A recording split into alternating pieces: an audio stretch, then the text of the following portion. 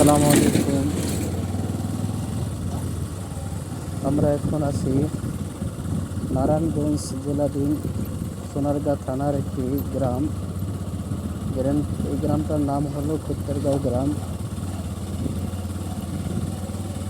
আমরা যে রাস্তায় আছি রাস্তাটা হলো খোত্তেরগাঁও রাস্তা।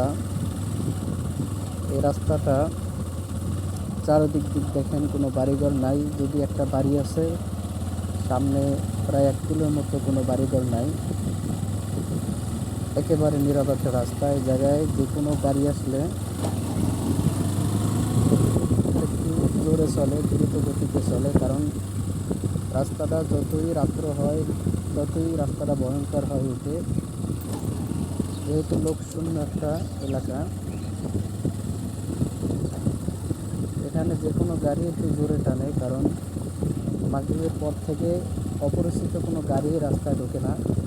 সবারই একটা জীবনের ভয় আছে, কারণ এই রাস্তা থেকে প্রায় কয়েকদিন পর পরই একটা করে অটো গাড়ি, কেউ কারো বাইক হারাইতেছে, কেউ সাইকেল, এভাবে কোনো অটো ড্রাইভারকে মেরে তারপর তার গাড়ি নিয়ে যায় এই রাস্তাটা।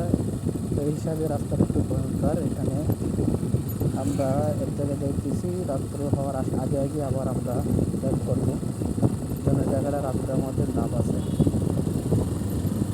জায়গায় দিনে যদিও মানুষ দেখা যায়, কিন্তু রাত্রের মধ্যে আর কোনো মানুষ থাকে না।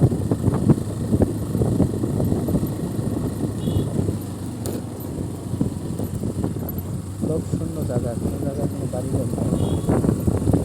রাত্রে হয়ে গেলে একেবারে শূন্য হয়ে যায়। যে কোনো গাড়ি চললে একটু জোরে জোরে গাড়িগুলো দ্রুত গতিতে